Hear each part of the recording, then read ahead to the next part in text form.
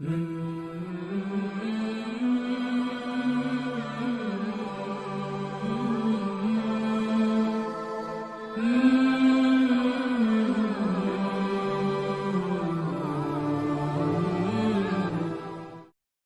ایک دیہاتی گیا نا, کیا کریں پھر بات آ گئی ہے.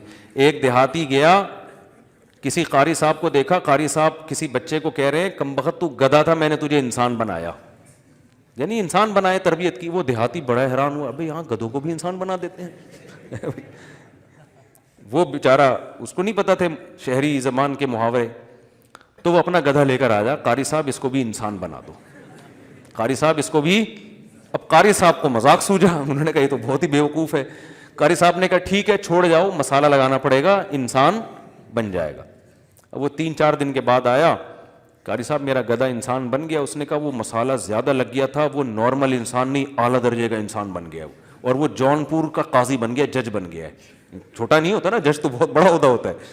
اب وہ جو جونپور کا جج ہے نا, وہ تیرا کیا ہے, وہ تیرا بیٹا ہے, جو سوری تیرا گدھا ہے, جو ہے نا, میں نے جونپور کا جج بنا دیا اس کو. اب یہ گیا جونپور, قاضی صاحب بیٹھے ہوئے فیصلے کرنے ہیں. یہ قاضی صاحب سے کہتا ہے, یوں کر کے بلا رہے, قاضی کو غصہ آیا, کیا مسئلہ ہے بھائی, پھر گھاس لایا نا, ہوش ہوش, ٹھیک ہے. تو قاضی صاحب کو غصہ ہے, کیا کر رہا ہے, کہہ رہے زیادہ غصہ نہیں کر, تو ہے تو گدھا, تو تجھے مسالہ زیادہ لگ گیا ہے.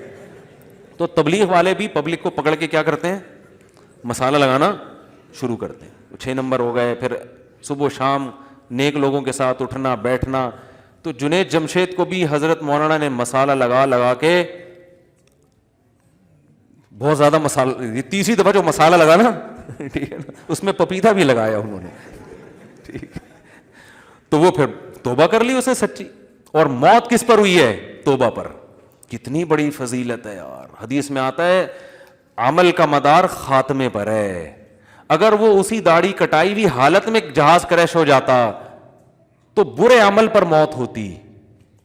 وہ جو 2 دفعہ داڑھی رکھی وہ قبول نہ ہوتی. لیکن جب موت ہوئی ہے تو داڑھی بڑھ چکی تھی, تو وہ 2 دفعہ جو رکھ کے کٹائی ہے وہ معاف ہو گیا, کیونکہ حدیث میں آتا ہے عمل خاتمے پر ہے, کہ اینڈ کیسا ہوا ہے آپ کا. کتنا بڑا مولانا کا احسان ہوا نا, ایسے پتہ نہیں کتنے لوگوں کی ہدایت کا ذریعہ بنے. تو بھائی اگر کچھ چیزوں میں وہ آپ کی پالیسیوں سے ہٹ کے چل رہے ہیں, آپ کو عمران خان اچھا نہیں لگتا, بہت سے لوگوں کو نہیں لگتا, تو اگر وہ چلے گئے دین کی تبلیغ کے لیے اور اس کو جو ہے نا کچھ تعریفی کلمات کہہ دیے جو ان کی رائے میں صحیح ہوں گے, دوسروں کی رائے میں صحیح نہیں ہوں گے, تو ہر آدمی دوسرے کے بارے میں اپنی رائے قائم کرتا ہے نا.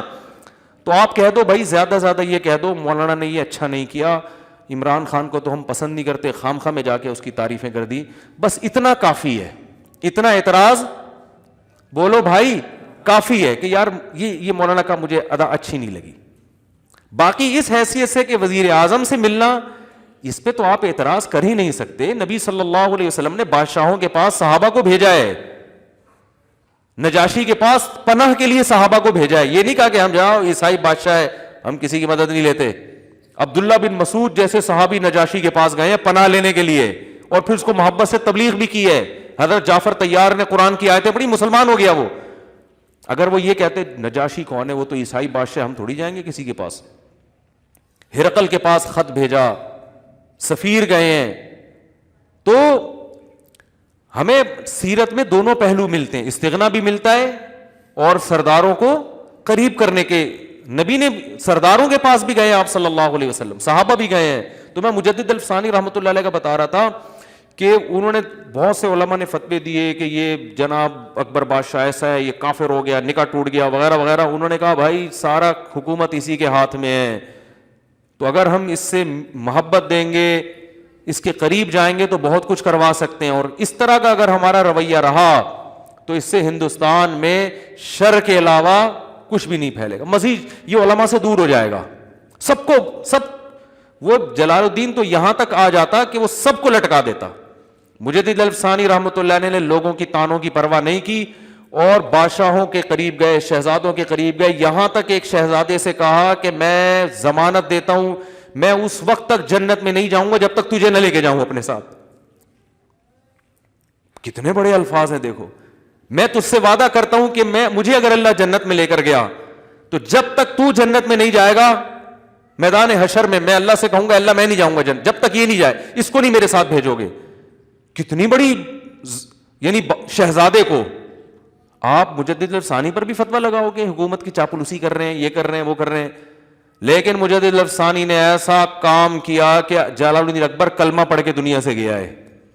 اس کی ساری تاریخ آپ کو خراب ملے گی, اینڈ بہت اچھا تھا اس کا. اس کی اولادوں میں عالمگیر بادشاہ پیدا ہوئے ہیں جنہوں نے ہندوستان کو امن سے بھر دیا, اور کتنی زبردست حکومت کی, اور کیسے نیک ٹوپیاں بن کے اپنا گزارا کرتے تھے عالمگیر.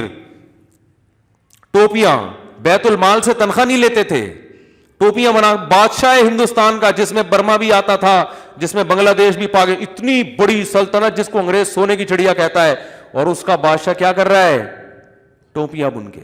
تو یہ مجدد الثانی کی محنت تھی.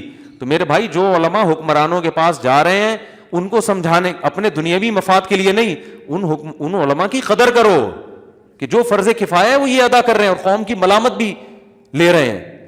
تو ان چیزوں سے کچھ بھی حاصل نہیں ہوتا. تو بدگمانی, آپ کو حضرت کی مولانا طارق جمیل صاحب کی کسی پالیسی سے اختلاف ہے, ہو سکتا ہے, میں یہ تھوڑی کہہ رہا ہوں کہ وہ ان سے کوئی غلطی ہو ہی نہیں سکتی, 100% ہو سکتی ہے, انسان ہے, بشر ہیں, علمی لحاظ سے بھی غلطی ہو سکتی ہے, عملی لحاظ سے بھی غلطی ہو سکتی ہے. لیکن کسی کی خوبیاں بھی دیکھو اور اس کی خامیاں بھی. ایسا نہ ہو کہ خامی کے وقت اس کی تمام خوبیوں کو نظر انداز کر دیں, یہ نہیں ہو سکتا بھائی. اس کی وہ خوبیوں کو دیکھ کر اس کی خامیوں کو آپ نے بیان کرنا ہے. اول تو ضرورت کیا ہے, آپ سے کون پوچھ رہا ہے کہ صحیح کیا کہ غلط کیا؟ ضروری ہے کہ تبصرہ کرو. کوئی آپ سے پوچھ رہا ہے کہ اچھا کیا کہ برا کیا؟ مجھ سے لوگ کہتے ہیں اچھا کہ, میں کہا مجھ سے تو پوچھ کے نہیں کیا بھائی, اب انہیں سے پوچھو اچھا کیا کہ برا کیا. تو اگر غلط بھی کیا ہے تو زیادہ زیادہ اتنا کہ یار مولانا کی اس پالیسی سے ہمیں کیا ہے, اختلاف ہے, یہ نہیں کرنا چاہیے تھا, بس ختم. لیکن وہی بات ہے, جب تک تعریفوں میں مبالغہ کر کے آسمان تک نہ پہنچا دیں اپنے لیڈروں کو, اور دوسرے جو آپ کی سیاست کے میں آپ کے خلاف ہے اس کو تحت ثری نہ پہنچا دینا زمین کے پستیوں میں, اس وقت تک کھانا ہضم نہیں ہوتا, سکون نہیں ملتا. یوٹیوب اور فیس بک پہ, اور فیس بک پہ یہ یوٹیوب سے بھی زیادہ ہے.